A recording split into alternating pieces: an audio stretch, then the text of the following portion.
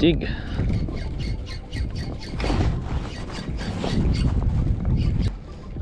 Tingnan natin si Master Addy. Ayan na siya, oh.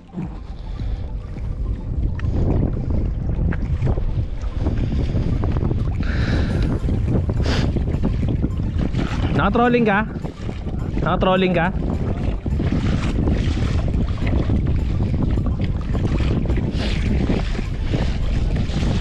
Kasi lalakas na yung hangin mamaya eh. Oh.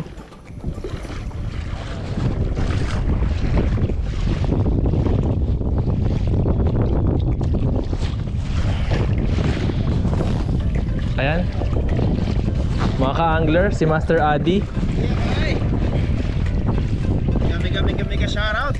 Mega shoutout. Uy. Uy, wala akong preno, Master. Ayan. Wala yung preno mo eh. Yan po ang kanyang kayak. Reverse din yan. May ano dyan, may kumpleto yan mga fishing. Pero syempre, ano yung kay Master Addy? Iba yung DIY niya. Pwede sumabay sa jet ski. Walang ano, walang strike. Ha? Kakasimula pa lang namin, nagpa-practice pa si Albert sa Practice? sa kayak, yung legendary kayak. Tumutunog na rin yung strabi ko. Ano na? Lalangisan lang yan, oh. Kaya ako nagpalit eh, kasi nababasa lagi. Yung mga Keda fish hooker. Wala din. Oo, na Papalitan, tumutunog pa rin.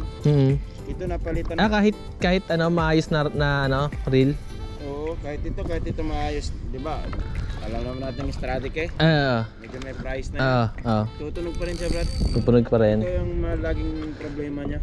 Sa bagay, bang-bangas ko kasi. Alin yan? Yung nasa labas na ano? Ito, yung ruler line niya. Oo. Ah! Wala yan. Kung may butas man yan, natakpan na niya yung dati. Wala yan. Saan tayo, Master? Diyan, wala pa. Sila, ano, Pat, nandun. Hinihintay yata yung kasama. Si Gerald. Ayos yan. Okay, sunod tayo kay Master Addy. Siya nakakaalam ng ano eh, kung saan natutulog ang mga isda. Wala pa nga tayong GPS eh. Ha? Wala pa nga tayong ano eh. Yung fish finder. Kailangan mo pa ba 'yon?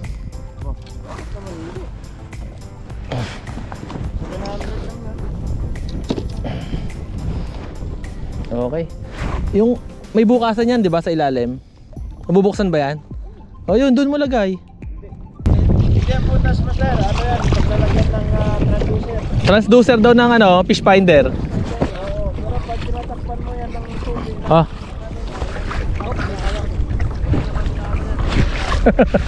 Yan, napasok mo. Ilang grams yan? 40. Ha? May tayo dyan sa mga kayak.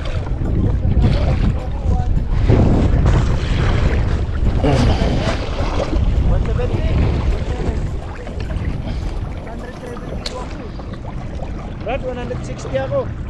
Oh, wallahi. Kilo mo? Oo nga. Baka pounds. Hindi, Brad. Wala kayong titi ko eh. Baka nung nagkilo ka, may hawak kang kingfish, tol.